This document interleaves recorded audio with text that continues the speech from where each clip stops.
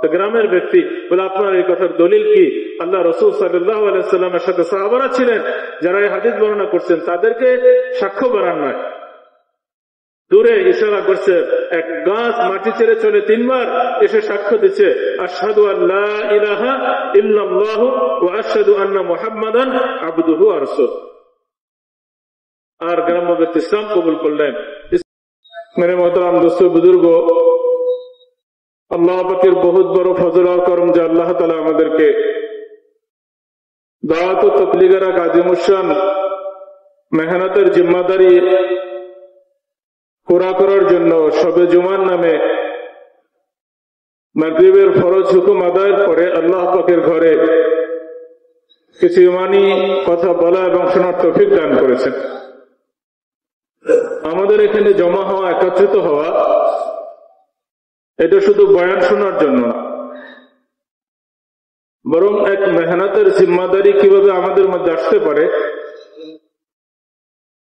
এক নবীওয়ালা কামের জিম্মাদারির বুঝ কিভাবে আমরা পেতে পারি, এই জন্য এক মুযাকারার জন্য আমাদেরকে একত্রিত হওয়া। দাওয়াত ওয়ালা কাম, তাবলীগের এই কাম, এটা একটা নবীওয়ালা মেহনত। দাওয়াতের এই মেহনত, এটা একটা সাহাবাওয়ালা মেহনত। আল্লাহ জাল্লা জালালুহু খতমে নবুয়তের উসিলায় এই কামের জিম্মাদারি, এই মেহনতের জিম্মাদারি আল্লাহ তাআলা আমাদেরকে দান করেছেন।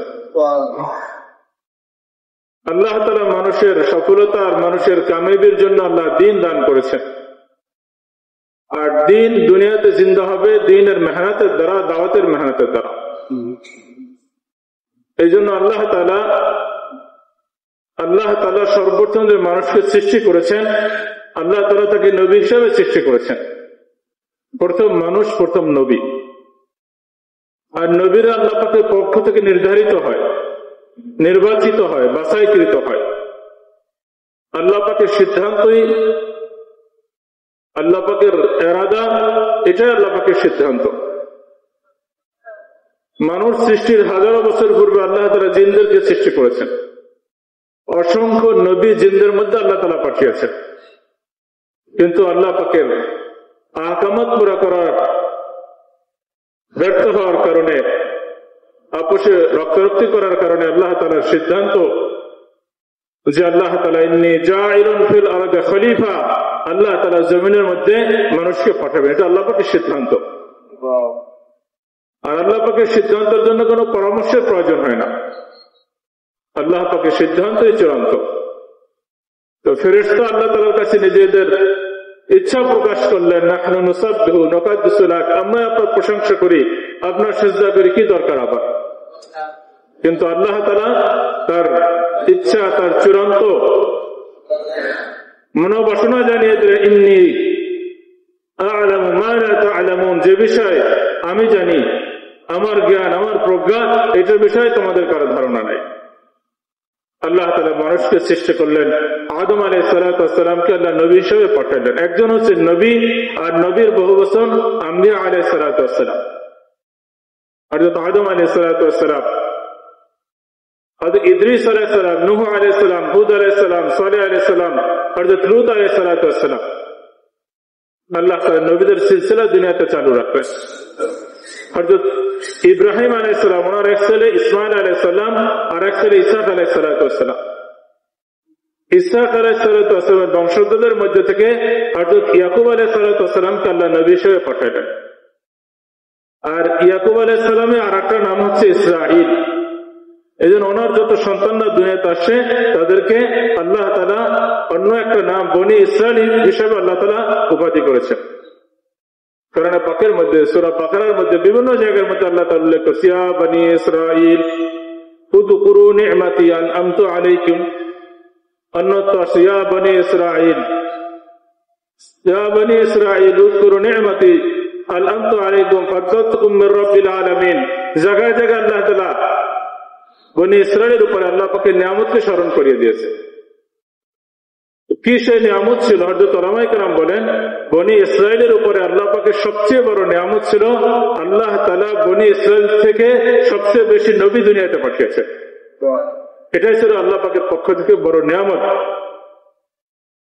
আর বনি ইসরায়েলরা শেষ নবীকে এই কারণে মানতে পারে নাই যে তারা এটা ধারণা করছিল যে শেষ নবী আমাদের মধ্যে থেকে আসবে, আর এই মিথ্যা প্রচার তারা করেছিল, যার কারণে তাদের ইহুদি আলেমরা তারা শেষ নবীকে মানতে পারে না। তো হযরত ইয়াকুব আলাইহিস সালামের সন্তানদের মধ্যে ইউসুফ আলাইহিস সালাম, মনের সন্তানদের মধ্যে শুআয়ব আলাইহিস সালাম, আইয়ুব আলাইহিস সালাম, হযরত মূসা আলাইহিস সালাম, ওনার ভাই হারুন আলাইহিস সালাম, হযরত দাউদ আলাইহিস সালাম একজন নবী ছিলেন, ওনার ছেলের নাম ছিল হযরত সুলাইমান আলাইহিস সালাম, আর এক নবীর নাম ছিল ইলিয়াস আলাইহিস সালাম, আলিয়াস আলাইহিস সালাম, হযরত হিজকিল আলাইহিস সালাম, ইউসুফ ইবনে নূন আলাইহিস সালাম, ইউনূস আলাইহিস সালাম, হযরত জাকারিয়া আলাইহিস সালাম, হযরত ইয়াহইয়া আলাইহিস সালাম, ঈসা আলাইহিস সালাম এবং সর্বশেষ নবী মুহাম্মদুর রাসূলুল্লাহ সাল্লাল্লাহু আলাইহি ওয়াসাল্লাম নবুয়তের ধারাকে পূর্ণতা করেছেন। যত নবী দুনিয়াতে আসছেন সমস্ত নবীর কথা ছিল ইয়া আইয়ুহান নাস কুলু লা ইলাহা ইল্লাল্লাহ তুফলিহু। মানুষের সফলতা, মানুষের কামিয়াবি এটা আল্লাহ তাআলার আহকামাত পুরা করার মধ্যে, আল্লাহ পাকের একাত্মবাদ স্বীকার করার মধ্যে। আম্বিয়া আলাইহিস সালাতু ওয়াস সালাম এটার দাওয়াত দিয়েছেন। নূহ আলাইহিস সালাতু ওয়াস সালাম 950 বছর দাওয়াত দিয়েছেন, একদিন দুদিন না। আর বেশিরভাগ মানুষরা দাওয়াতকে প্রত্যাখ্যান করেছে। আল্লাহ তাআলা কোরআন পাকের মধ্যে দাওয়াতকে ঘোষণা করেছেন। কোরআন পাকের মধ্যে আল্লাহ জাল্লা জালালুহু দাওয়াতকে উল্লেখ করেছে, ইন্নী দাউতু কওমি লাইলান ওয়া নাহারা ফালাম ইয়াজিদহুম দুআই ইল্লা ফিরারা। আল্লাহ কোরআন পাকের মধ্যে লম্বা ঘটনা এই দাওয়াতের ব্যাপারে উল্লেখ করেছেন। যারা মানছে আল্লাহ তাদেরকে সফল কাম করেছেন, আর যারা নবীর দাওয়াতকে মানে নাই আল্লাহ তাআলা দুনিয়া এবং আখিরাতে তাদেরকে ধ্বংস করে দিয়েছে। মেরে মোহতারাম দোস্ত, আল্লাহ তাআলা শেষ নবীকে রাসূল কারীম সাল্লাল্লাহু আলাইহি ওয়াসাল্লামকে মক্কার জমিনের মধ্যে পাঠিয়েছেন। আর মক্কা বাইতুল্লাহ যে পূর্ণভূমি ছিল, আর বাইতুল্লাহর মুতাওয়াল্লি ছিলেন তাদের পরিবার, চাবি ছিলেন তাদের হাতে। কুরাইশ বংশের করে আল্লাহ রাসূল সাল্লাল্লাহু আলাইহি ওয়াসাল্লামকে আল্লাহ তাআলা পাঠিয়েছেন। এবং এত গ্রহণযোগ্যতা ছিল নবীর এই সমাজের মধ্যে। আল্লাহ রাসূল সাল্লাল্লাহু আলাইহি ওয়াসাল্লাম বয়স যখন 35 বছর, তখন বাইতুল্লাহ সংস্কার দেখা দিচ্ছে। 9 হাত লম্বা ছিল দেয়াল, উপরে কোনো ছাদ ছিল না। ওই সময় বাইতুল্লাহর দরজা মাটির সাথে মেলানো ছিল, লাগানো ছিল। রাসূল কারীম সাল্লাল্লাহু আলাইহি ওয়াসাল্লামের বয়স 35 বছর, তখনও নবুয়ত পান নাই। কুরাইশরা তাদের অর্থ দ্বারা বাইতুল্লাহ সংস্কার করলেন। ওই সময় তারা জানতো যে বাইতুল্লাহর মধ্যে একটা পাথর আছে, যেটা হাজরে আসওয়াদ, রুকনে ইয়ামিনী এবং মুলতাজামের মাঝে স্থাপন করা ছিল। এই পাথরকে, জান্নাতি পাথরকে এখানে আবার কে বসাবে, এটা নিয়ে তাদের মধ্যে বিভিন্ন গোত্রের মধ্যে যুদ্ধবাদের উপক্রম হয়ে গেছে। একদিন দুই দিন না, 5 দিন পর্যন্ত এই পাথর বাইতুল্লাহতে না লাগানো অবস্থায় ছিল। সিদ্ধান্ত নিলেন যে সবার আগে মুহাম্মদ ইবনে আব্দুল্লাহ ইবনে আব্দুল মুত্তালিব, তিনি আমাদের মধ্যে সম্মানিত, তার সিদ্ধান্ত আমরা মেনে নেব, তিনি সবার আগে বাইতুল্লাহ প্রবেশ করেন। রাসূল কারীম সাল্লাল্লাহু আলাইহি ওয়াসাল্লাম বাইতুল্লাহতে আগে প্রবেশ করতেন, আর ওনার সিদ্ধান্ত সকলে মেনে নিল। আর তিনি একটা রুমাল বিছাইলেন, এই পাথরটাকে রুমালের মাঝখানে রাখলেন। আর বিভিন্ন গোত্রের যে নেতা ছিল বললেন যে তোমরা সবাই গোত্রের একটা অংশ ধরো, এই রুমালের একটা অংশ ধরো। প্রত্যেকে একটা অংশ ধরলেন, আর এই বাইতুল্লাহকে, এই পাথরকে বাইতুল্লাহর দেয়ালের সাথে স্থাপন করে দিলেন। বড় ধরনের রক্তক্ষয়ী সংঘর্ষ থেকে আল্লাহ তাআলা আরবদেরকে হেফাজত করলেন। এত গ্রহণযোগ্য ছিল আল্লাহ রাসূল সাল্লাল্লাহু আলাইহি ওয়াসাল্লাম। এই 40 বছর পর্যন্ত মক্কাতে তার বেড়ে ওঠা, জন্মগ্রহণ করা, ব্যবসা বাণিজ্য করা, বিবাহ শাদী করা, 4 সন্তানের বাবা হওয়া রাসূল কারীম সাল্লাল্লাহু আলাইহি ওয়াসাল্লাম জনপ্রিয়তার শীর্ষে ছিলেন আল্লাহ রাসূল সাল্লাল্লাহু আলাইহি ওয়াসাল্লাম। কিন্তু চিন্তা করার বিষয়, 40 বছরের মধ্যে একজন মানুষও নবীর হাতে ইসলাম কবুল করতে পারেন নাই, একজন মানুষের হেদায়েত হয়। যখনই 40 হয়ে গেছে, আল্লাহ পাকের পক্ষ থেকে আহকামাত চলে আসছে। ইকরা বিসমি রাব্বিকাল্লাযী খালাক, ইয়া আইয়ুহাল মুদ্দাসসির কুম ফাআনযির রাব্বাকা ফাকাব্বির, ইয়া আইয়ুহাল মুসাম্মিল কুমিল লাইলা ইল্লা কলিলা। এক জিম্মাদারি চলে আসে। রাসূল কারীম সাল্লাল্লাহু আলাইহি ওয়াসাল্লামের বিশ্রাম শেষ হয়ে গেছে। কখনো মিনায়, কখনো মুজদালিফায়, কখনো আরাফায়, কখনো বিভিন্ন জাবালের মধ্যে, বিভিন্ন সুকের মধ্যে মানুষকে আল্লাহ পাকের তাওহীদের কথা, আল্লাহ পাকের বরকতের দাওয়াত দেওয়া শুরু করে দিয়েছে। এক জিম্মাদারি চলে আসছে। এক দায়িত্ব চলে আসছে, এক রেসপন্সিবিলিটি চলে আসছে। আল্লাহ রাসূল সাল্লাল্লাহু আলাইহি সাল্লাম আর আরাম করার অবকাশ নেই। আর যখনই তিনি তাওহীদের দাওয়াত দেওয়া শুরু করলেন, আরবের যে সমস্ত মানুষ তাকে বেশি সম্মান করত, এই মানুষগুলো তার বিরোধিতা করা শুরু করে দিল। হযরত মুনিব আজদি রাদিয়াল্লাহু তাআলা আনহু বলেন, আমি তখনও মুসলমান হই নাই, আমি দেখতাম আল্লাহ রাসূল সাল্লাল্লাহু আলাইহি সাল্লাম সকালবেলা দাওয়াত শুরু করত, বলে আসমান আর জমিনের একজন মালিক, তিনি হচ্ছেন আল্লাহ, তিনি আমাদের রব, এই মূর্তি থেকে হয় না, আল্লাহ থেকে হয়, আর আমাকে আল্লাহ তাআলা নবী হিসেবে পাঠিয়েছেন। বলে এই কথা বলতেই মক্কার কাফেররা কেউ তার চেহারার মধ্যে ধুলা নিক্ষেপ করত, কেউ থুতু নিক্ষেপ করত, কেউ তার গলায় গামছা পেঁচায় টান দিত, কেউ উঠে নাড়ি ভুড়ি মারত আর বলতো এই লোকটা মিথ্যাবাদী, এই লোকটা পাগল, এই লোকটা জাদুকর। আল্লাহ রাসূল সাল্লাল্লাহু আলাইহি ওয়াসাল্লাম কোন মজমা লোককে একত্রিত করে কোনো কথা বলতেন, দাওয়াত দিতেন, একটু পরে এখানে কখনো আবু জেহেল যাইত, কখনো আবু লাহাব উপস্থিত হইতো। বলে আচ্ছা, এই যে ব্যক্তি তোমাদের সাথে কথা বলে গেল, এর সম্পর্কে তোমাদের চেয়ে আমরা ভালো চিনি, এ আমাদের ভাতিজা, আমাদের বংশের লোক, তার মাথায় সমস্যা হয়ে গেছে, খবরদার তোমরা তার কথা শুনবো না, তার কথা মানবাও না। আল্লাহ রাসূল সাল্লাল্লাহু আলাইহি ওয়াসাল্লামের ব্যাপারে মক্কার পরিবেশে এত উত্তপ্ত করে দিল, একজন ব্যবসায়ী দূর দেশ থেকে ব্যবসা করার জন্য আসছে, তাকে আল্লাহ রাসূল সাল্লাল্লাহু আলাইহি ওয়াসাল্লামের ব্যাপারে এত বুঝালো যে খবরদার, সে আমাদের আলেমদের কথা শুনে না, সে জমহুরের বিপক্ষে চলে গেছে, সে গোমরা হয়ে গেছে, তার সাথে বসলো গোমরা, তার কথা শুনলেও গোমরা হয়ে যাবে। ওই ব্যক্তি তার কানের মধ্যে তুলা ঢুকাই দিয়েছে, বলে তার কাছেও যাব না, তার কথাও শুনবো না, কানের মধ্যে তুলা ঢুকাই দিছে। বাইতুল্লাহ রাসূল করিম সাল্লাল্লাহু আলাইহি সাল্লামের কাছ থেকে দূরে চলে গেলেন। আল্লাহ রাসূল সাল্লাল্লাহু আলাইহি সাল্লাম বাইতুল্লাহর মধ্যে কোরআন তেলাওয়াত করতেছিলেন, একা একা কিছু ইবাদত বন্দেগী করতেন। আল্লাহ রাসূল সাল্লাল্লাহু আলাইহি ওয়াসাল্লামের কাছে ওই ব্যক্তি যখন বাইতুল্লাহর মসজিদে ঢুকলেন, সাথে সাথে তার মধ্যে চিন্তা আসলো, আরে আমি তো বুদ্ধিমান মানুষ, ভালো মন্দ সিদ্ধান্ত গ্রহণ করার ক্ষমতা আমি রাখি, কি অসুবিধা, তার কথাকে শুনি, ভালো হলে গ্রহণ করব আর খারাপ হলে প্রত্যাখ্যান করব। মসজিদে ঢোকার সাথে সাথে এই পরিবর্তন হয়েছে, কারণ মসজিদে ফেরেশতাদের পরিবেশ, মসজিদ আমলের পরিবেশ, মসজিদ ইমানি মাহল। তিনি তার কান থেকে তুলা বের করলেন, আর তুলা বের করতেই আল্লাহ রাসূল সাল্লাল্লাহু আলাইহি ওয়াসাল্লামের কাছে গেলেন আর বললেন, আচ্ছা আপনি কোন কথার দাওয়াত দেন? রাসূল করিম সাল্লাল্লাহু আলাইহি ওয়াসাল্লাম বললেন, দেখো, আসমান ও জমিনের মালিক আল্লাহ তাআলা, এই আল্লাহ থেকে হয় যিনি দিনকে রাতে পরিবর্তন করেন, যিনি রাতকে দিনে পরিবর্তন করেন, যিনি আমাদের রব, যিনি আমাদের স্রষ্টা। এই মূর্তি থেকে হয় না, আল্লাহ থেকে হয়। আল্লাহ আমাকে নবী হিসেবে পাঠিয়েছেন, আল্লাহকে মেনে নাও আর আমার ব্যাপারে সাক্ষ্য দান করে তুমি সফল কাম হয়ে যাবে। তো এই ব্যক্তি জিজ্ঞেস করলে, আপনার এই কথার দলিল কি? আপনি যে কথা বলতেছেন এই কথার কোনো প্রমাণ আছে কিনা? রাসূল করিম সাল্লাল্লাহু আলাইহি ওয়াসাল্লাম তাকে সূরা ফালাক এবং নাস পড়ে শোনালেন। এই সূরা যখনই তিনি শুনলেন, আর সাথে সাথে তার দিলের মধ্যে একটা পরিবর্তন চলে আসলো, আর তিনি ইসলাম কবুল করে ফেললেন। এই ব্যক্তির নাম কি ছিল? তুফাইল ইবনে আমর দাওসী রাদিয়াল্লাহু তাআলা আনহু। আল্লাহ রাসূল সাল্লাল্লাহু আলাইহি ওয়াসাল্লাম মক্কাতে 3 বছর গোপনে দাওয়াত দিয়েছেন, 10 বছর প্রকাশ্যে দাওয়াত দিতে পেরেছেন। এই 13 বছর মক্কার জিন্দেগি। বাইতুল্লাহর মুতাল্লি হওয়া সত্ত্বেও, বাইতুল্লাহর চাবি তাদের কাছে থাকা সত্ত্বেও আল্লাহ রাসূল সাল্লাল্লাহু আলাইহি ওয়াসাল্লাম বাইতুল্লাহতে ইবাদত করতে পারেন না, দাওয়াত দিতে পারেন না, নামাজ পড়তে পারেন না। তাই বলে কি দাওয়াতের কাজ বন্ধ ছিল?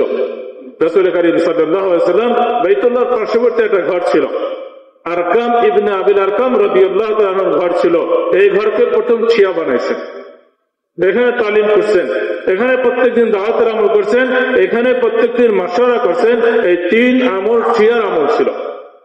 বাইতুল্লাহতে হাজী সাহেবরা যারা হজে গেছেন, সাফা পাহাড়, এই সাফাতে ছিল এই সাহাবীর ঘর। রাসূল করিম সাল্লাল্লাহু আলাইহি ওয়াসাল্লাম এখানে দাওয়াত দিতেন। হযরত আবু বকর সিদ্দিক রাদিয়াল্লাহু তাআলা আনহু, যিনি সম্মানিত ব্যক্তি ছিলেন, কুরাইশের ব্যবসায়ী ছিলেন, ওনাকে বাইতুল্লাহর সামনে জুতা দিয়ে এই পরিমাণ মারা হয়েছে, ওনার চেহারা রক্তে লাল হয়ে গেছে। কেউ বলল, আচ্ছা তোমরা একজন মানুষকে এই কারণে মেরে ফেলবে, সে তাওহীদে বিশ্বাস করে, এক আল্লাহকে আল্লাহ বলে স্বীকার করে, তাকে ছেড়ে দাও। তো তাকে ছেড়ে দিলেন। মেরে মোহতারাম দোস্ত, রাসূল করিম সাল্লাল্লাহু আলাইহি ওয়াসাল্লামের দাওয়াতের কামের জন্য আল্লাহ তাআলা তাকে নির্বাচন করেছেন, এই মেহনতের জন্য আল্লাহ তাকে পাঠিয়েছেন। এটাই কাম ছিল। সাহাবা নবীর সোহবত থেকে সর্বপ্রথম দাওয়াতের মানা শিখছেন, এটাকে জিম্মাদারি মনে করছেন। তোফাইল ইবনে আমর দাওসী রাদিয়াল্লাহু তাআলা আনহু আল্লাহ রাসূল সাল্লাল্লাহু আলাইহি ওয়াসাল্লাম ইসলাম কবুল করলেন। আল্লাহ রাসূল সাল্লাল্লাহু আলাইহি ওয়াসাল্লাম কে বললেন, আমি প্রকাশ্যে এখন দাওয়াত দেই। নবী বললেন যে না, এখনো সময় আসে নাই, যাও নিজের এলাকায় চলে যাও। তশকিল করলেন নিজ এলাকার মধ্যে। একদিন 2 দিন না, 15 বছর তিনি নিজ এলাকায় মেহনত করলেন। 15 বছর মেহনত করার পরে 80 খানদান, 80 পরিবার, নগদ জামাত মুসলমান, তাদেরকে নিয়ে আল্লাহ রাসূল সাল্লাল্লাহু আলাইহি ওয়াসাল্লামের কাছে 7ম হিজরিতে খন্দকের মক্কায় মদিনা মুনাওয়ারায় পৌঁছে গেলেন। এই 80 খানদানের মধ্যে একজন ছিলেন হযরত আবু হুরায়রা রাদিয়াল্লাহু তাআলা আনহু। ও আপনারা কি পিছনে কথা শুনতেছেন? কথা একজন ছিল আবু হুরায়রা রাদিয়াল্লাহু তাআলা আনহু। 7ম হিজরিতে মুসলমান হয়েছে। 8ম, 9ম, 10ম, 11 হিজরিতে আল্লাহ রাসূল সাল্লাল্লাহু আলাইহি ওয়াসাল্লাম ওফাত হয়ে গেছে। নবীর সোহবত পাইছে মাত্র 4 বছর, অথচ সবচেয়ে বড় মুহাদ্দিস লাগছেন তো আর পিছনে ফিরে তাকান না।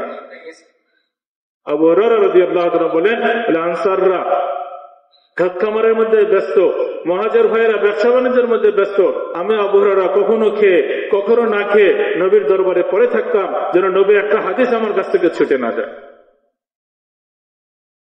মানুষ পাগল মনে করত, ক্ষুধার তাড়নায় মৃগী রোগীর মতো তাকে পারানো হইতো, কষ্ট দেওয়া হইতো, অথচ তিনি নবীর সান্নিধ্য থেকে নবীর কথাগুলোকে সংরক্ষণ করছেন, হেফাজত করছেন। তিনি সবচেয়ে বড় মুহাদ্দিস আবু হুরায়রা রাদিয়াল্লাহু তাআলা আনহু। আবু বকর সিদ্দিক রাদিয়াল্লাহু তাআলা আনহু ইসলাম কবুল করছেন। আল্লাহ রাসূল সাল্লাল্লাহু আলাইহি ওয়াসাল্লাম বলেন, আমি অনেককে দাওয়াত দিয়েছি, চিন্তা ভাবনা করছে, সময় নেছে। আবু বকর এমন এক মুসলমান, ইসলামের কথা শুনতেই দাওয়াত দিতে সে ইসলামকে কবুল করে নিয়েছে। 38 বছর বয়সে আবু বকর সিদ্দিক মুসলমান হচ্ছে। 38 বছর বয়সে আল্লাহ রাসূল সাল্লাল্লাহু আলাইহি ওয়াসাল্লামের কাছে ইসলাম কবুল করছে। আর ব্যবসার চাকরিতে দোকানে ফিরে যান না। প্রথম দিন উসমান ইবনে আফফান, তালহা ইবনে উবাইদুল্লাহ, জুবাইর ইবনে আওয়াম, সাদ ইবনে আবি ওয়াক্কাস রাদিয়াল্লাহু তাআলা আনহুম 4 জন ওনারা ইসলাম কবুল করেছেন। আবার দ্বিতীয় দিন উসমান ইবনে মাসউদ, আবু উবাদা ইবনে জাররাহ, আব্দুর রহমান ইবনে আউফ ইবনে আবুল আসাদ, আরকাম ইবনে আবিল আরকাম রাদিয়াল্লাহু তাআলা আনহুম 5 জন। 2 দিনে 9 জন আসহাব ওনার হাতে ইসলাম কবুল করে ফেলছেন। এটা বুঝছিলেন যে দাওয়াতের কাম, এটা আমার কাম, এটা আমার জিম্মাদারি। কামকে কাম বানাইছেন, এই মেহনতকে আসল কাম বানাইছেন। আল্লাহ পাকের ওয়াহদানিয়তের কথা আল্লাহ থেকে হয়, আল্লাহ পাকের গায়ের থেকে হয় না, এই কথা রেখে আমাদের দিলের মধ্যে বসছে। আল্লাহ রাসূল সাল্লাল্লাহু আলাইহি ওয়াসাল্লাম নবী হওয়া সত্ত্বেও রাসূল করিম সাল্লাল্লাহু আলাইহি ওয়াসাল্লামের কাছে আবু বকর সিদ্দিক রাদিয়াল্লাহু আনহু তার বাবাকে নিয়ে আসলেন। বলে, ইয়া রাসূলুল্লাহ, আমার আব্বা বৃদ্ধ মানুষ, আপনি তাকে দাওয়াত দেন, আমার আব্বা যেন ইসলাম কবুল করে। আল্লাহ রাসূল সাল্লাল্লাহু আলাইহি ওয়াসাল্লাম বলতেন, হে আবু বকর, বুড়ো মেয়াকে আমার কাছে কেন নিয়ে আসছো? আমি তার কাছে গিয়ে দাওয়াত দিতাম। একজন নবী হওয়া সত্ত্বেও পায়ে হেঁটে মানুষের কাছে গিয়ে দাওয়াত দেওয়ার আগ্রহ প্রকাশ করতেছে, দাওয়াত দেওয়ার আগ্রহ প্রকাশ করতেছে। রাসূল করিম সাল্লাল্লাহু আলাইহি ওয়াসাল্লাম মক্কার মধ্যে একজন গ্রামের মানুষকে দাওয়াত দিতেছেন, সাধারণ মানুষ, গ্রাম্য মানুষ। বলে, আইনা তাযহাব, কোথায় যাইতেছ? বলে, ইলাল বাইত, আমি আমার বাড়িতে যাইতেছি। বলে, হাল লাকা মিন খায়র, বলে, আসো, কোনো ভালো কথা শুনবে কি? আদউকা ইলাল্লাহ, আমি তোমাকে এক আল্লাহ পাকের দিকে দাওয়াত দিতেছি। এক গ্রাম্য মানুষকে দাওয়াত দিতেছে। শাহিদ আল্লাহু লা ইলাহা ইল্লাল্লাহ, আল্লাহ ছাড়া কোনো মাবুদ নাই, ওয়া আনা মুহাম্মাদুর রাসূলুল্লাহ, আমি আল্লাহ পাকের রাসূল। তো গ্রামের ব্যক্তি বলে, আপনার এই কথার দলিল কি? আল্লাহ রাসূল সাল্লাল্লাহু আলাইহি ওয়াসাল্লামের সাথে সাহাবারা ছিলেন যারা এই হাদিস বর্ণনা করছেন, তাদেরকে সাক্ষ্য বানান নয়। দূরে ইশারা করছে, এক গাছ মাটি ছেড়ে চলে 3 বার এসে সাক্ষ্য দিচ্ছে, আশহাদু আল্লা ইলাহা ইল্লাল্লাহু ওয়া আশহাদু আন্না মুহাম্মাদান আবদুহু ওয়া রাসূলুহু। আর গ্রাম্য ব্যক্তি ইসলাম কবুল করলেন। ইসলাম তো কবুল করলেন, ইসলাম কবুল করার পরে বলতেছেন, আচ্ছা, আমার এলাকার মধ্যে অনেক লোক আছে যারা আমাকে মান্য করে, আমি তাদেরকে আপনার এই কথাগুলো বলবো। যদি তারা চলে আসে তো তাদেরকে নিয়ে আসবো, নতুবা আমি একা এসে আপনার সোহবতে দিন শিখবো, ইসলামকে শিখবো। নতুন মুসলমান কেবল ইসলাম কবুল করছে, তার মধ্যে কমকে বাঁচানোর তার পরিবারের লোকদেরকে বাঁচানোর, এলাকার লোকদের বাঁচানোর জজবা, দাওয়াতের জজবা চলে আসছে একজন নতুন মুসলমানের মধ্যে। দাওয়াত ওয়ালা কাম, এটা নবী ওয়ালা কাম, এটা সাহাবা ওয়ালা কাম। রাসূল করিম সাল্লাল্লাহু আলাইহি ওয়াসাল্লাম মক্কা থেকে মদিনা মুনাওয়ারায় গেলেন আল্লাহ পাকের হুকুমে। দুইটা সফর, বড় বড় সফর হয়েছে, দুইটা সফর বড় সফর হয়েছে। বলে একটা ছিল বাইতুল্লাহ থেকে বাইতুল মুকাদ্দাস, সিদরাতুল মুনতাহা, প্রথম আসমান, দ্বিতীয় আসমান, সপ্তম আসমান, জান্নাত, জাহান্নাম পুরো ভ্রমণ করে আসছেন এক সফরের মধ্যে। যে সফরকে কি বলা হয়? মেরাজ বলা হয়। ইসরা কোরআনে পাকের মধ্যে আল্লাহ তাআলা উল্লেখ করেছেন। 100 বছরের রাস্তাকে আল্লাহ তাআলা আল্লাহ নবীকে এক রাতের মধ্যে ভ্রমণ করাই দিয়ে আসতেন। আর একটা সফর ছিল বাইতুল্লাহ থেকে মক্কা মুকাররমা থেকে মদিনা মুনাওয়ারা, মাত্র 450 কিলোমিটারের রাস্তা। আল্লাহ রাসূল সাল্লাল্লাহু আলাইহি ওয়াসাল্লামকে আবু বকর সিদ্দিক রাদিয়াল্লাহু তাআলা আনহুকে সাথে নিয়ে কখনো গারে সাওয়ারের মধ্যে, কখনো পাহাড়ি পথে, কখনো ক্ষুধার কষ্ট, কখনো পানির পিপাসার কষ্ট, 15-10 দিন সময় লাগছে এই 450 কিলোমিটার পথ যাওয়ার জন্য মক্কা থেকে মদিনা মুনাওয়ারা। আল্লাহ তাআলা যদি চাইতেন যে আমার মাহবুব নবীকে আমি চোখের পলকে মদিনায় পৌঁছাই দেবো, এটাই কোনো অসম্ভব বিষয় ছিল? মহতারাম দোস্ত, এটা উম্মতকে শিক্ষা দেওয়ার জন্য এই মুজাহাদার দ্বারা আল্লাহ দ্বীনকে দুনিয়াতে জিন্দা করবে। আল্লাযীনা জাহাদু ফীনা লানাহদিয়ান্নাহুম সুবুলানা।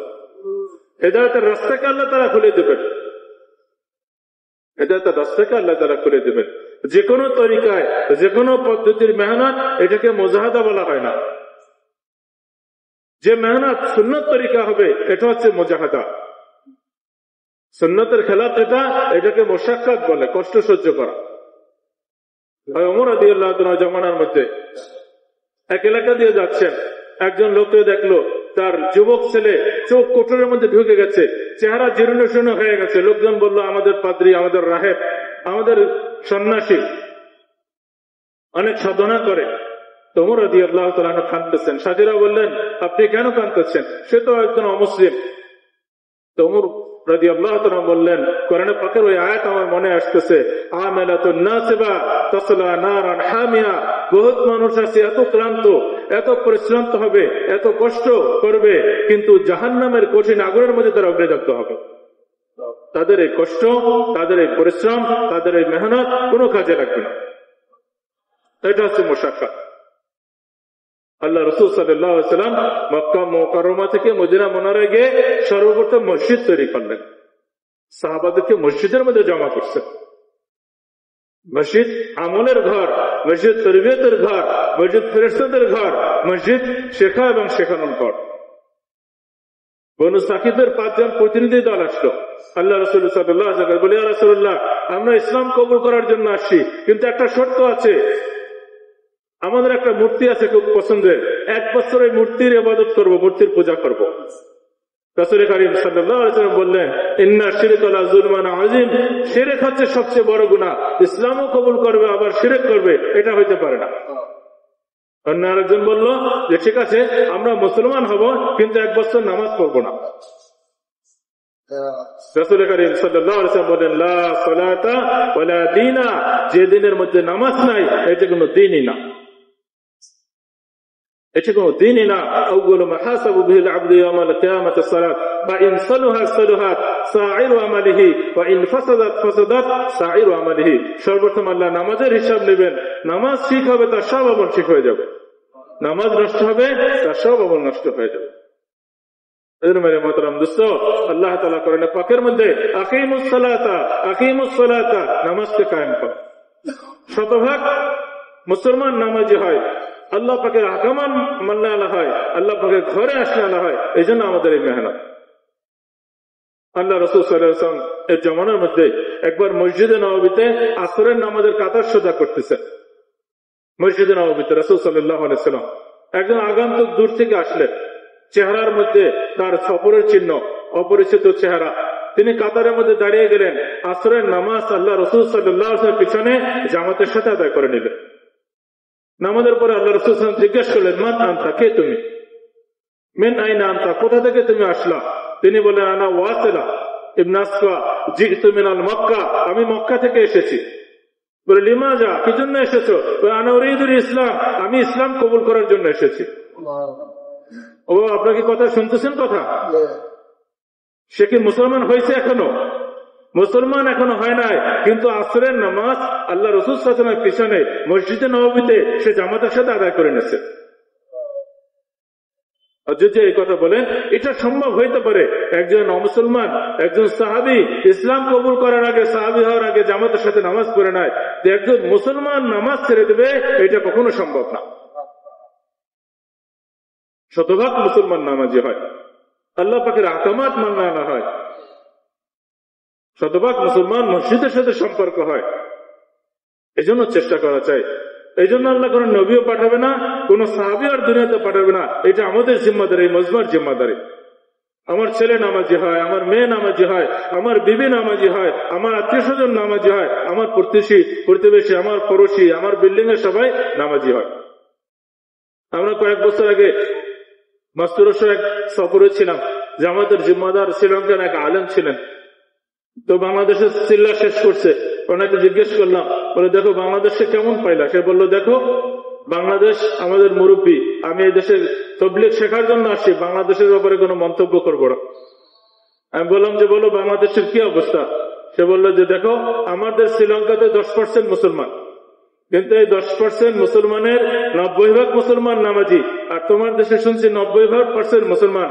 কিন্তু ওই মেহমানের কথা উনি বললো যে আমার তো মনে হলো গ্রামে 5%, শহরে 10%-এর বেশি নামাজি নাই। ও আপনাকে কথা শুনতেছেন? কথা কি সত্য বলছে না মিথ্যা বলছে? শতভাগ মুসলমান নামাজি হয়, এই জন্য কোন নবীও আসবে না, সাহাবী আসবে না। এই মেহনত এটা আমাদের সিম্বায়। তাবলীগের মেহনত উদ্দেশ্য এটাও একটা, শতভাগ মানুষ আল্লাহ পাকের আহকামের উপরে ওঠে, ফরজ মান্না না হয়, সুন্নাতের উপর চলনা না হয়। ওই মেহমান আরেকটা কথা বলছে, আজীব কথা, বলে দেখো যখন কোন মানুষ আল্লাহ পাকের ফরজ আহকামাত ছেড়ে যায় আম ভাবে, তো আল্লাহ পাকের আযাব ওই জাতির উপর, ওই এলাকার উপর আল্লাহ পাকের আযাব পতিত হয়। তো সুতরাং তোমরা মেহনতকে বাড়াও। শতভাগ মুসলমান নামাজি হয়, এই ব্যাপারেও চেষ্টা করো, এই ব্যাপারেও মাশারার মধ্যে ওমর নাও, এই ব্যাপারেও মসজিদের মধ্যে তোমরা মেহনত করতে থাকো। আল্লাহ পাকের আহকামাতের উপরে ওঠে, দ্বীনের উপরে ওঠে। আল্লাহ রাসূল সাল্লাল্লাহু আলাইহি সাল্লাম এই যে বনু সাকিবের 5 জনকে মসজিদে জমা করলেন, বুঝতে পারলেন যে তাদের মধ্যে এখনো দ্বীন আসে নাই, এখনো ইসলাম বোঝে নাই। সাহাবীদেরকে বললেন মসজিদের নববীর মধ্যে তাবু খাটাও। মসজিদের কোনায় তাবু কাটানো হলো। প্রত্যেকদিন এশার পরে আল্লাহ রাসূল সাল্লাল্লাহু আলাইহি সাল্লাম মুগীরা ইবনে শুবা রাদিয়াল্লাহু তাআলা আনহু তাদেরকে ইসলামের কথা বলতেন, ঈমান শিখাইতেন। অল্প কিছুদিনের মধ্যেই তারা বলল যে রমজান মাস চলতেছিল, বলে তোমরা দিনের বেলায় খাও না, রাতে পানাহার করো, কালকে থেকে আমরাও রাতে পানাহার করবো। বলে তোমরা নামাজ পড়ো, আমাদেরকে উযু শিখাও, কিরাত শিখাও, আমরাও নামাজ পড়তে চাই। অনুরূপ ভাবে দ্বীনের সব আহকামাত মানার জন্য তারা তৈরি হয়ে গেল। মসজিদের পরিবেশে, ঈমানের মাহলে, ফেরেশতাদের মাহলে, তারবিয়তের মাহলে। আল্লাহ রাসূল সাল্লাল্লাহু আলাইহি ওয়াসাল্লাম জমানায় এক ব্যক্তি চুরি করছে, চোরের শাস্তি আল্লাহ রাসূল সাল্লাল্লাহু আলাইহি ওয়াসাল্লাম বললেন চোরকে মসজিদের খুঁটির সাথে বেঁধে রাখো। মসজিদে নববীর খুঁটির সাথে বেঁধে রাখা হলো। সন্ধ্যাবেলা রাসূল সাল্লাল্লাহু আলাইহি ওয়াসাল্লাম বললেন, ওনার নাম ছিল সুমামা ইবনে উসার। বলে সুমামা তুমি ইসলাম কবুল করো। বলে না, হয় আমাকে হত্যা করেন, নতুবা ছেড়ে দেন, আমি ইসলাম কবুল করবো না। আবার দ্বিতীয় দিন গেল, সুমামা তুমি ইসলাম কবুল করো, মুসলমান হয়ে যাও। বলে যে না, হয় আমাকে হত্যা করেন, কতল করে দেন, নতুবা ছেড়ে দেন, আমাকে ছেড়ে দিলে আমার উপর এহসান হবে, আমি ইসলাম কবুল করবো না। 3 দিন 72 ঘন্টা পুরা হয়ে গেছে। রাসূল করিম সাল্লাল্লাহু আলাইহি ওয়াসাল্লাম সাহাবীদেরকে বললেন, তোমরা সুমামার হাত পায়ের বাঁধন ছেড়ে দাও। তার হাত পায়ের বাঁধন ছেড়ে দেওয়া হলো। সে সোজা বাড়ির থেকে গেল, এর মধ্যে একটা কূপ বাজলো, কূপের মধ্যে গোসল করলেন। আবার মসজিদে নববীতে ফিরে এসে বললেন, আশহাদু আল্লা ইলাহা ইল্লাল্লাহু ওয়া আশহাদু আন্না মুহাম্মাদান আবদুহু ওয়া রাসূলুহু। মসজিদের পরিবেশে 3 দিন 72 ঘন্টা থাকার দ্বারা তার জিন্দগির মধ্যে এই পরিমাণ পরিবর্তন আসে, আল্লাহ পাকের আহকামাতের উপরে ওঠার ব্যাপারে তার দিল তৈরি হয়ে গেছে, তার দিল তৈরি হয়ে গেছে। এজন্য মেরে মুহতারাম দোস্ত, মসজিদ আমলের জায়গা, মসজিদ তরবিয়তের জায়গা, মসজিদ ফেরেশতাদের মাহল। সাহাবা মসজিদের মধ্যে ইমানি মজমা বাড়াইতে। ওমর ইবনে খাত্তাব রাদিয়াল্লাহু তাআলা আনহু, মুআয ইবনে জাবাল রাদিয়াল্লাহু উম্মতের মুফতি ছিলেন, উবাই ইবনে কাব রাদিয়াল্লাহু উম্মতের কারি ছিলেন। আব্দুল্লাহ ইবনে রাওয়াহা রাদিয়াল্লাহু আনহু বলে হযরত আবু হুরায়রা রাদিয়াল্লাহু আনহু বলেন তাল বিনা ইসলিস বিনা নুমিন সাতান, বলে আসো আমরা কিছু সময়ের জন্য ঈমান আনি। এটা কোনো গল্প গুজব না, কোনো তাবলীগের কাম, কোনো তাজরবার মেহনত না যে অনেক বছর একটা কাম চলতেছে আমরা একটা কাম করতে থাকি, এরকম কোনো কাজ না। এটা কোনো স্বপ্নে পাওয়া মেহনত না, নবীদের এবং সাহাবায়ে কেরামের জীবনী থেকে নেওয়া এই কাম, দাওয়াত করা কাম। এই জমানার মধ্যে কেউ মনে করতে পারে বলে ঠিক আছে নতুন নতুন অনেক পন্থা পদ্ধতি বের হয়েছে, মোবাইলের দেওয়া হাজার হাজার মিলিয়ন ভিউয়ার হয়, অল্প সময়ের মধ্যে দাওয়াত পৌঁছে দেয়, নতুবা 24 ঘন্টা টিভি চ্যানেলের মধ্যে এর মাধ্যমে দাওয়াত দেয়। বিভিন্ন রকম পদ্ধতি চিন্তা মানুষের মাথায় আসতে পারে, সাময়িক কোনো ফায়দা নজরে আসতে পারে, কিন্তু এর দ্বারা কোনোদিন দুনিয়াতে দিন জিন্দা হবে না। অর্থাৎ ইমাম মালিক রাহমাতুল্লাহ বলেছেন যতক্ষণ পর্যন্ত এই উম্মত পূর্ববর্তী উম্মতকে অনুসরণ না করবে, সাহাবালা পদ্ধতিকে অনুসরণ না করবে, ততক্ষণ পর্যন্ত এই উম্মতের আমভাবে হেদায়েত সম্ভব না। সাহাবীদের পদ্ধতি কি ছিল, নবীদের দাওয়াতের পদ্ধতি কি ছিল, এক এক ব্যক্তির কাছে গাস্ত করা, বোঝানো সমঝানো, আল্লাহ পাকের বরত্বের কথা বোঝানো সমঝানো, আখিরাতমুখী করা, এটা ছিল নবীদের কাম, এটা ছিল সাহাবায়ে কেরামের কাম। মানে মহতরম দোস্ত বুজুর্গ, আল্লাহ তাআলা এই জমানার মধ্যে নবীদের পরে, সাহাবায়ে কেরামের পরে, তাবেঈদের পরে, তাবে তাবেঈনদের পরে দুনিয়াতে যখন দ্বীন মেটতেছিল, আল্লাহ পাকের আহকামাত মেটতেছিল, কি পরিমাণ মেটতেছিল বলে একটা দেশ 700 বছর মুসলমানদের হাতে ছিল, ইসলামী সালতানাত ছিল, ইসলামী সাম্রাজ্য ছিল, এটা আজকে খ্রিস্টানদের হাতে চলে গেছে। একটা মসজিদের মধ্যে 30 পারা কোরআনে পাক লেখা ছিল, এই মসজিদটা কত ইসলামের ঐতিহ্য বহন করত, আজকে মসজিদ মিউজিয়ামে পরিণত হয়ে গেছে। ও বাবা আপনার কথা শুনতেছেন পিছনে, বলে একটা দেশের মধ্যে ইসলামী হুকুমত ছিল, আমাদের পার্শ্ববর্তী দেশ, কাছাকাছি দেশ, যে দেশের নাম ছিল ফি আমানিল্লাহ, যে দেশের একটা শহরের নাম ছিল আমানুল্লাহ, আজকে এই দেশের নাম হয়ে গেছে ফিলিপাইন, আর এই আমানুল্লাহ শহরের নাম হয়ে গেছে ম্যানিলা। দিন মিটতেছে, আল্লাহ পাকের নাফরমানি হইতেছে, আস্তে আস্তে বদলির সংখ্যা বাড়তেছে। একটা দেশে শতভাগ মুসলমান ছিল, পুরা দেশের নাম ছিল মদিনাতুল আসগর, ছোট মদিনা বলা হইতো। আজকে দিন মিটতে মিটতে ওই দেশের নাম হয়ে গেছে মাদাগাস্কার। মদ এত সস্তা, মিনারেল ওয়াটার চেয়ে বেশি সস্তা মদ। মেয়েরা এত নিম্নমানের কাপড় পরে, এটা না দেখলে ভাষায় প্রকাশ করা যায় না। মেরে মহতারাম দোস্ত বুজুর্গ, আল্লাহ তাআলা এই জমানার মধ্যে আবু বকর সিদ্দিক রাদিয়াল্লাহু তাআলা 33তম বংশধর হযরত মাওলানা ইলিয়াস সাহেব রাহমাতুল্লাহর মাধ্যমে 2টা মিটে যাওয়া সুন্নাত আল্লাহ সারা দুনিয়াতে জিন্দা করছে। ও বাবা কয়টা সুন্নাত? 2টা সুন্নাত। একটা সুন্নাত হচ্ছে তামির আল মাসাজিদ, মসজিদ আবাদ করা, মসজিদে সময় দেওয়া, মসজিদে ওয়াক্ত দেওয়া। এটা সাহাবায়ে কেরামের সুন্নাত, এটা নবীদের সুন্নাত।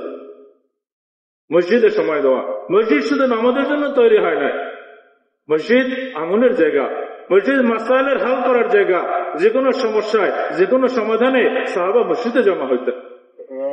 আল্লাহ রাসূল সাল্লাল্লাহু আলাইহি ওয়াসাল্লাম জমানায় মসজিদ সমস্ত সমস্যার সমাধানের জায়গা ছিল। ইয়াতলু আলাইহিম আয়াতিহি ওয়া ইউযাক্কিহিম ওয়া ইউআল্লিমুহুমুল কিতাব ওয়াল হিকমা। দাওয়াত, তালিম, তাসফিয়া, এই 13 মেহনত মসজিদ নববী থেকে পুরা হইতো। মসজিদে নববীর মেহনত ছিল আল্লাহ রাসূল সাল্লাল্লাহু আলাইহি ওয়াসাল্লাম জমানায়, সব মেহনত মসজিদে নববী থেকে পুরা হইতো। আল্লাহ তাআলা হযরত মাওলানা ইলিয়াস সাহেব রাহমাতুল্লাহর মেহনতের দ্বারা, কুরবানির দ্বারা, ফিকিরের দ্বারা এক কাম, এক সুন্নাত সারা দুনিয়াতে জিন্দা করে দিয়েছেন। হাজারো মানুষের জিন্দেগি পরিবর্তন হয়েছে, মানুষ ইসলামের দিকে আসতেছে, মানুষের জানমালের কোরবানির দ্বারা মানুষ দিনের মধ্যে আসতেছে। দাওয়াতওয়ালা কাম, এটা সাহাবাওয়ালা কাম, এটা নবীওয়ালা কাম। সাহাবীদের জামানার মধ্যে মসজিদে নববীতে যেরকম দাওয়াত ইজতিমাই আমল ছিল, ইলম ইজতিমাই আমল ছিল, ইলম শিখতেন সাহাবায়ে কেরাম। আবু বকর সিদ্দিক রাদিয়াল্লাহু 38 বছর বয়সে মুসলমান হয়েছে, এরপরে কোরআন শিখছেন, হাদিস শিখছেন, তিনি বড় ফকিহ ছিলেন, মুহাদ্দিস ছিলেন। ওমর রাদিয়াল্লাহু তাআলা 26 বছর বয়সে মুসলমান হয়েছেন। ইসলাম কবুল করার আগে খালার কয়টা বকরি চড়াইতে নিয়ে যাইতেন আর ফেরত আনতেন, এটা বলতে পারতেন না। কিন্তু ইসলাম কবুল করার পরে এই পরিমাণ কোরআন এবং হাদিস শিখছেন, ওনার যেদিন ইন্তেকাল হলো, আব্দুল্লাহ বিন মাসউদ রাদিয়াল্লাহু তাআলা আনহু বলেন, আজকে ওমর রাদিয়াল্লাহু তাআলা ইন্তেকালের কারণে ইলমের 10 ভাগের 9 ভাগ দুনিয়া থেকে বিদায় হয়ে গেছে। ইলমের 10 ভাগের 9 ভাগ দুনিয়া থেকে বিদায় হয়ে গেছে। এত বড় ফকির ছিলেন। বড় বড় ফকিরা ওমর রাদিয়াল্লাহু তাআলার সামনে শিশুতুল্য ছিল, কেনই হবে না। এক রাতের মধ্যে এটাও আসছে, হযরত ওমর রাদিয়াল্লাহু তাআলা সূরা বাকারা মুখস্থ করতে তার 12 বছর সময় লাগছে। যেদিন তিনি সূরা বাকারা মুখস্থ করেছেন, এই দিন তিনি উট জবাই করে আরবদেরকে খাওয়াই দিচ্ছেন। এই পরিমাণ তাদের সাধনা ছিল, এই পরিমাণ তাদের জজবা ছিল, এই পরিমাণ তাদের দ্বীনের ব্যাপারে আগ্রহ ছিল। রাসূল করিম সাল্লাল্লাহু আলাইহি ওয়াসাল্লাম আলী রাদিয়াল্লাহু তাআলার ব্যাপারে বলছেন, আমি হচ্ছে জ্ঞানের শহর, আলী হচ্ছে তার দরজা। কিন্তু আল্লাহ রাসূলের যেদিন ওফাত হইল, ওই দিন আলী রাদিয়াল্লাহু তাআলা ওই দিন পর্যন্ত তার পুরা কোরআন শরীফ হিফজ হয় না, মুখস্থ হয় না। তিনি প্রতিজ্ঞা করলেন, বলে যে চাদরে আমি নবীকে দাফন করছি, যতক্ষণ পর্যন্ত কোরআনের শেষ অংশটুকু মুখস্থ না হবে ততক্ষণ পর্যন্ত এই চাদর আর শরীর থেকে খুলবো না। এই চাদরে তিনি কোরআন হিফজ করে ফেললেন। মহিলাদের জজবা কি ছিল? আম্মা জান আয়েশা রাদিয়াল্লাহু তাআলা আনহা 9 বছর বয়সে স্বামীর ঘরে আসে, 9 বছর সংসার করছেন। 18 বছর বয়স আল্লাহ রাসূল সাল্লাল্লাহু আলাইহি ওয়াসাল্লাম দুনিয়া থেকে ওফাত হয়ে গেছেন। এই 18 বছর বয়সে কোরআনের হাফেজা আম্মা জান আয়েশা রাদিয়াল্লাহু তাআলা আনহা 2210টা হাদিসের রিওয়ায়াত করেছেন। 3 জন আম্মা জান হাফেজা ছিলেন, উম্মে সালামা রাদিয়াল্লাহু তাআলা আনহা, আম্মা জান হাফসা রাদিয়াল্লাহু তাআলা আনহা, আম্মা জান আয়েশা রাদিয়াল্লাহু তাআলা আনহা। অনেক কোনো ছেলে মেয়ে ছিল না। আল্লাহ রাসূল সাল্লাল্লাহু আলাইহি ওয়াসাল্লাম ওফাতের পরে 48 বছর পর্যন্ত কোরআন এবং হাদিসের খেদমত করছেন। কিয়ামত পর্যন্ত যত আলেম হবে, মুফতি হবে, মুহাদ্দিস হবে, আম্মা জানের হাদিস পড়া ছাড়া কেউ আলেম হতে পারবে না। সমস্ত উলামায়ে কেরামের নেকি আম্মা জানের আমলনামায় দিয়ে দেওয়া হবে। এত পরিমাণ মুহাদ্দিস ছিলেন, এত বেশি ইলমের অধিকারী ছিলেন। মেরে মোহতারাম দোস্ত, পুরুষ এবং মহিলাদের মধ্যে এই পরিমাণ দ্বীন শেখার আগ্রহ ছিল, তলব ছিল। আজকে আমাদের দেশে ইন্দোনেশিয়ান জামাত সবচেয়ে বেশি আসে। মালয়েশিয়ান জামাত ওনারা বলে তোমাদের বাংলাদেশিদের সাথে সময় লাগাই, বাংলাদেশিরা সফরে যায়, এত পুরাতন সাথী, এত জিম্মাদার, এত বিজয় সফর করে, এত চিল্লা দেয়, অথচ সূরা কেরাতের মধ্যে ভুল, সূরা কেরাত গলত। শেখারও আগ্রহ নাই, তলব নাই যে আমার কোরআন আরো ভালো করে শিখতে হবে, আমার বাচ্চাকে শিখাইতে হবে, আমার মেয়েকে শিখাইতে হবে, আমার মাকে শিখাইতে হবে, আমার ছেলেকে শিখাইতে হবে। ঘরের মধ্যে একদিনে মাহল তৈরি করতে হবে। মেরে মোহতারাম দোস্ত, সাহাবা মসজিদের পরিবেশতে ইমানি হালকা বানাইতেন, ঘরের মধ্যে ইমানি হালকা বানাইতেন। হযরত ইমাম ইলা সাহেব রাহমাতুল্লাহ আলাইহি জিজ্ঞেস করলেন, বলে আপনি তাবলীগের দ্বারা কি চাইতেছেন? খালি বলেন চিল্লায় বের হও, 4 মাসে বের হও, সালে বের হও, সফরে বের হও। মাওলানা ইলা সাহেব রাহমাতুল্লাহ বলেন, আমি দাওয়াতের তাবলীগের মেহনতের দ্বারা নতুন কোন ফেরকা, নতুন কোন তরিকা, নতুন কোন পন্থা দুনিয়াতে আবিষ্কার করতে চাই না।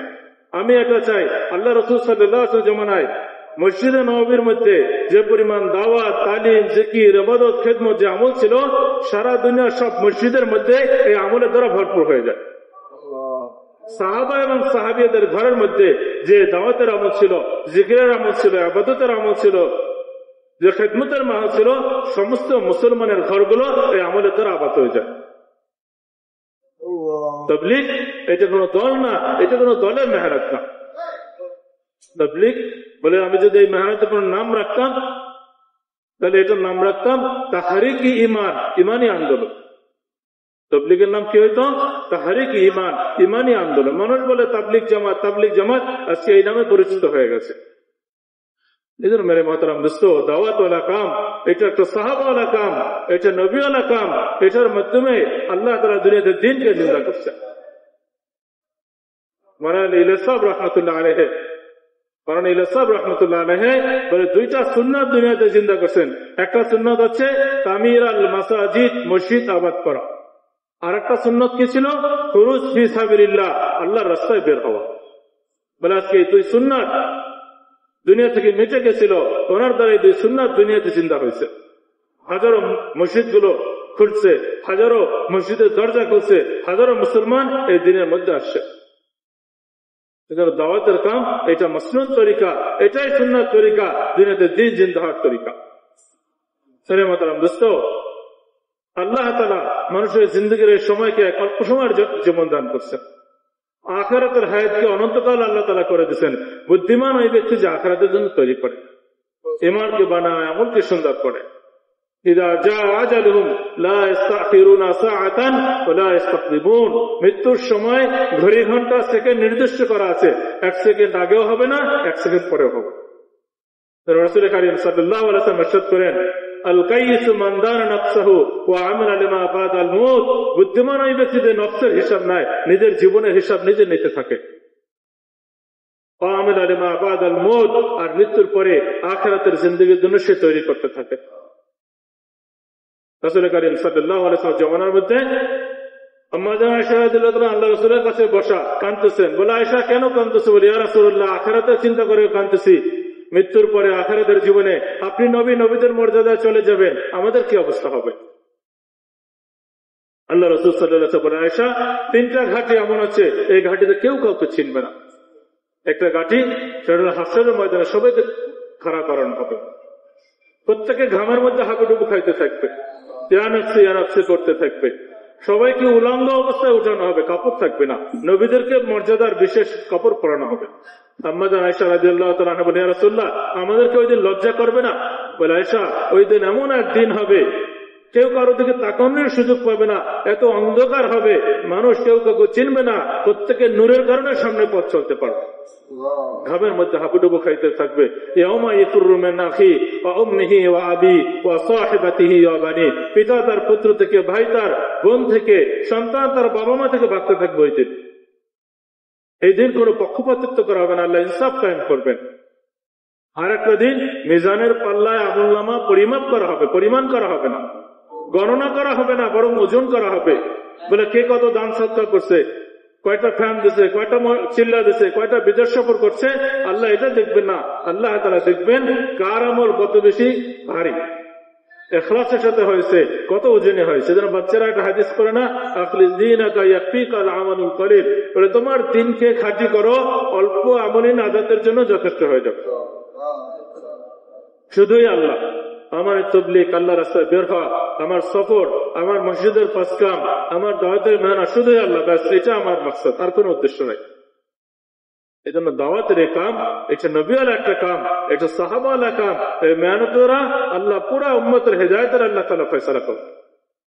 আর একটা ঘাটি বলে হাসরের ময়দানের শেষের ঘাটিটা, মিজানের পরে পুলসিরাত সবাইকে পার হইতে হবে। এটা কোনো বাইপাস সড়ক না, পুলসিরাত কোনো পোলের নাম না, যেটা তীক্ষ্ণ হবে, যেটা তীক্ষ্ণ হবে, হেরার চেয়েও ধারালো হবে, চুলের চেয়েও সরু হবে, জাহান্নামের উপরে বসানো থাকবে, নিচে দাও দাও করে জাহান্নামের গভীর আগুন জ্বলতে থাকবে।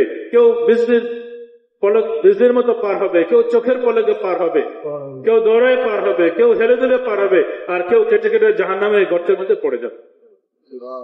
এই ঘাটিতে কোনো পক্ষপাতিত্ব করা হবে না, কাউকে ছাড় দেওয়া হবে না, আল্লাহ তাআলা ইনসাফ করে নেওয়ালা। এজন্য মেরে মোহতারাম দোস্ত, আল্লাহ পাকের ব্যাপার ওই পরিমাণ গুমান রাখা যে আল্লাহ অবশ্যই করে নেওয়ালা যায়। সাত গুমান আল্লাহই করবেন, আল্লাহর সাথে সম্পর্ক হয়, আমার আখিরাত তৈরি হয়। আল্লাহ রাসূল সাল্লাল্লাহু আলাইহি সাল্লাম মক্কা থেকে মদিনা মুনাওয়ারায় যাইতেছেন, পথের মধ্যে একটু পিপাসাও লাগছে, ক্ষুধাও লাগছে। বলে, আবু বকর, খাবারের কি আছে? বলে, ইয়া রাসূলুল্লাহ, দেখি কি পাওয়া যায়। দেখলেন একজন মুশরিক, সে বকরির পাল চড়াইতেছে, মাঠ ভর্তি বকরি। বলে, একটা বকরি দাও যেটা থেকে দুধ দহন করতে পারে। বকরি তো একটা নিয়ে আসলেন। সে বললো যে এই বকরিতে তো দুধ হয় না, এখনো গাভীন হয় না, বাচ্চা আসে না। যে বকরির বাচ্চা হয় এটা থেকে দুধ আবার কিভাবে হবে? তারা হাসতেছে। রাসূল কারীম সাল্লাল্লাহু আলাইহি ওয়াসাল্লামের কাছে বকরি নিয়ে আসলেন। আবু বকর রাদিয়াল্লাহু আনহু বললেন, একটা বড় পাত্র নিয়ে আসো যেটাতে দুধ দহন করবো। তারা হাসতেছে, বলে, আজকে তামসা দেখবো। আল্লাহ রাসূল সাল্লাল্লাহু আলাইহি ওয়াসাল্লাম যখনই উলানের মধ্যে হাত দিয়ে দিলেন, সাথে সাথে দুধে পরিপূর্ণ হয়ে গেল। আল্লাহ নবীর বরকত ছিল এটা। আবু বকর রাদিয়াল্লাহু আনহু বলে, আবু বকর, দহন করো। এত দুধ দহন করলেন, ফেনা হয়ে গেল। বলে, যাও। এবার আল্লাহ রাসূল সাল্লাল্লাহু আলাইহি ওয়াসাল্লাম পান করলেন, আবু বকর সিদ্দিক রাদিয়াল্লাহু আনহু পান করলেন, এবার বকরির মালিককেও পান করালেন। আর আল্লাহ পাকের এই কুদরত দেখে এই বকরির মালিক মুশরিক ছিল, সে ইসলাম কবুল করে ফেললেন। কায়নাতকে কায়নাতের সাথে মেলানো, এটাকে বলা শিরক। বলে, মেঘ না হলে বৃষ্টি কেমনে হবে? বিবাহ না করলে বাচ্চা কেমনে হবে? দোকান না হলে কেমনে চলবো? ব্যবসা না হলে কিভাবে চলবো? আমার খেত খামার ছাড়া আমার কিভাবে চলবে? ছেলে বিদেশ থেকে টাকা না পাঠালে কেমনে আমি চলতে পারবো? বলে সমস্ত আসমান যদি তামার হয়, এই জমিনটা যদি লোহার হয়, এক ফোঁটা বৃষ্টি দুনিয়াতে না পড়ে, একটা ধান গম পাট উৎপাদন না হয়, একটা গরু ছাগল দুনিয়াতে কোন প্রাণী জগৎ মাছ উৎপাদন না হয়, এরপর আল্লাহ তাআলা রাজ্জাক জাত সবাইকে পালতে পারেন, এটার বিশ্বাস দিলের মধ্যে বসানো হচ্ছে লা ইলাহা ইল্লাল্লাহ। পাললেন আল্লাহ তাআলা। মুমিন তো সেই হবে, সে ব্যবসাও করবে, চাকরিও করবে, খাতকামতও করবে, কিন্তু ইয়াকিন করবে যে আল্লাহ আমার ব্যবসা চাকরি খাতকামের মহতাজ না, আমাকে আল্লাহ তাআলা পালতেছে। এই জন্য ইমানি কথা, ইমানি পরিবেশে, ইমানি মহলে যত বলবো, যত শুনবে, তো ইমান আমার পাঠ্য থাকবে। এই জন্য দাওয়াতুল কাম, এই জন্য এই নবীউল কাম। বিদায় হজের মধ্যে আবু বকর সিদ্দিক রাদিয়াল্লাহু তাআলা আনহু সহ সাহাবায়ে কেরাম উপস্থিত ছিলেন। কোরআনের পাকের একটা আয়াত নাযিল হয়েছে, শেষের দিকের আয়াত, এরপরে আহকামাতের কোন আয়াত নাযিল হয় না। আল ইয়াউমা আকমালতু লাকুম দীনাকুম ওয়া আতমামতু আলাইকুম নি'মাতি ওয়া রাদিতু লাকুমুল ইসলামা দীনা। সব সাহাবায়ে কেরাম খুশিতে বাগবাগ, বলে আজকের দিন ইসলামের পূর্ণতা দান করা হয়েছে, ইসলামের বিজয় হয়েছে, ইসলামকে দিন হিসেবে মনোনীত করা হয়েছে, সবাই খুশি। আবু বকর সিদ্দিক রাদিয়াল্লাহু তাআলা কাঁদতেছেন। সাহাবারা জিজ্ঞেস করেন, হে আল্লাহর রাসূলের সাহাবী, এত খুশির দিনে আপনি কেন কাঁদতেছেন? আবু বকর সিদ্দিক রাদিয়াল্লাহু তাআলা বললেন, বলে দেখো, এই আয়াতের দ্বারা আমি যেটা বুঝছি তোমরা এটা বোঝো না। আল্লাহ তাআলা এই আয়াতের মধ্যে আল্লাহ রাসূল সাল্লাল্লাহু আলাইহি ওয়াসাল্লামের ইন্তেকালের সংবাদ দিয়েছেন, নবীর মৃত্যুর সংবাদ দিয়ে দিয়েছেন। যখন কাউকে কোনো কাজের জন্য পাঠানো হয়, এই কাজ যখন পূর্ণ হয়, তাকমিল হয়, ইতমাম হয়, তখন আর তার থাকার প্রয়োজন হয় না। আল্লাহ দ্বীনের পূর্ণতার ঘোষণা দিয়ে দিয়েছেন। এর অর্থই হলো নবী মনে হয় বেশি দিন আর আমাদের মাঝখানে থাকবেন না। ঠিক এই আয়াত নাযিল হওয়ার 80 দিন পরে রাসূল করিম সাল্লাল্লাহু আলাইহি ওয়াসাল্লাম দুনিয়া থেকে বিদায় নিয়ে গেছেন। মেনে মাতরম দোস্ত, ওনারা বুঝছিলেন আল্লাহর কথা, আল্লাহ রাসূলের কথা। নবীর সোহবতে যে যত বেশি থাকছে, যে যত তাকাজার উপরে উঠছে, আল্লাহ তাআলা তার সামনে এই পরিমাণ কাম ছাড়ছে। এই জন্য সবসময় যে আল্লাহর দিকে ধ্যান থাকবে, জিকিরের সাথে থাকবে, সে লাইনি কথা থেকে হেফাজত থাকবে। রাসূল করিম সাল্লাল্লাহু আলাইহি ওয়াসাল্লামের ব্যথা বুঝছিলেন, বেচैनी বুঝছিলেন, পেরেশানি বুঝছিলেন আবু বকর সিদ্দিক রাদিয়াল্লাহু তাআলা আনহু। যখন আল্লাহ রাসূল সাল্লাল্লাহু আলাইহি ওয়াসাল্লাম ওফাত হয়ে গেলেন, আবু বকর সিদ্দিক রাদিয়াল্লাহু খলিফা হলেন, তিনটা বড় বড় ফিতনা দেখা দিচ্ছে। এক নম্বর কি ছিল? বলে সকলে আবদার করতেছিল, বলে এখন মদিনার অবস্থা ভালো না, উসামা রাদিয়াল্লাহু তাআলা জামাতকে মদিনাতে রেখে দেওয়া হোক। কিন্তু আবু বকর সিদ্দিক এত মজবুত ছিলেন, বলে ইনফুরু জাইশ উসামা রাদিয়াল্লাহু তাআলা আনহুর জামাতকে অবশ্যই আল্লাহর রাস্তায় বের করতে হবে।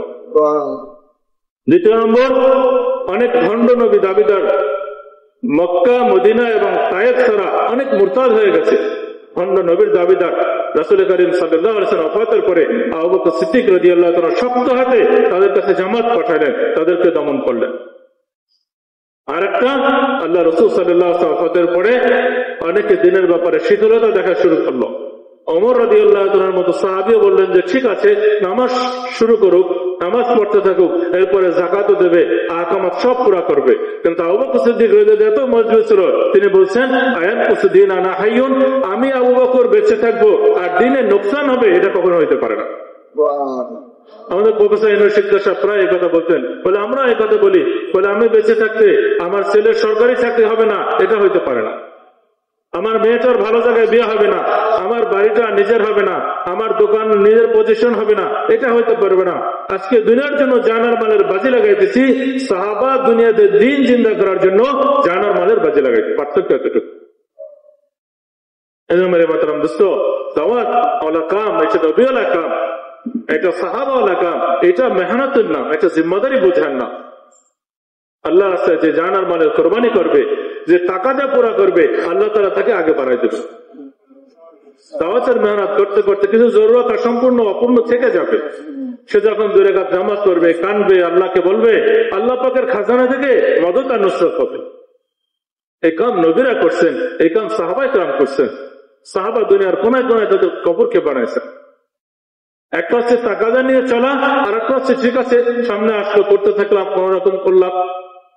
সাহাবা তাকাদা নিয়ে চলছেন, এই জন্য সাহাবাদের মর্যাদা এত বেশি, সাহাবায়ে কেরামের গুরুত্ব এত বেশি। তাকাদা নিয়ে চলছেন, আমাদের সামনে তাকাদা